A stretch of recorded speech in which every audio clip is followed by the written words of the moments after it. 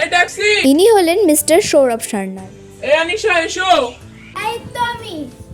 ইনি হলেন তার ওয়াইফ মিসেস আনিশা সান্যাল। মালতী, এই মালতী, মালতী। দেখছো না বাড়িতে তালা?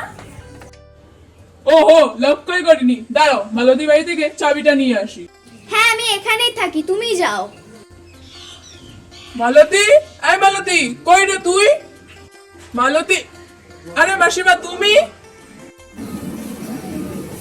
হ্যাঁ বাবা, তোমার গলা শুনেই বুঝতে পারলাম তুমি দেশে ফিরেছো।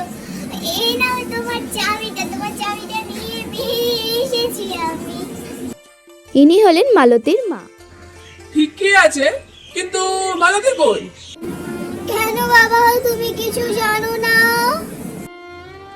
না তো। মালতী আর নেই। গত বছর আজকের দিনটিতে মালতী আমাদেরকে ছেড়ে চলে গেছে। কি বলছেন কি আপনি? হ্যাঁ বাবা।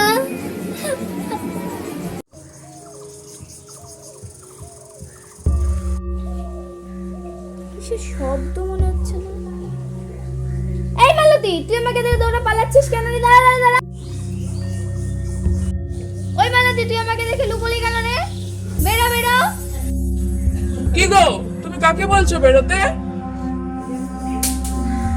মালতী গো, আমাকে দেখে লুকিয়ে পড়লো। মালতী? হ্যাঁ গো। ওর মা বললো মালতী আর নেই গো। গত বছর আজকের দিনটাতে মালতী মারা গেছে। দূর, কি বলছো? আমি এখনই ওকে দেখলাম। চলো তুমিও দেখবে, ও বাগানে লুকিয়ে আছে।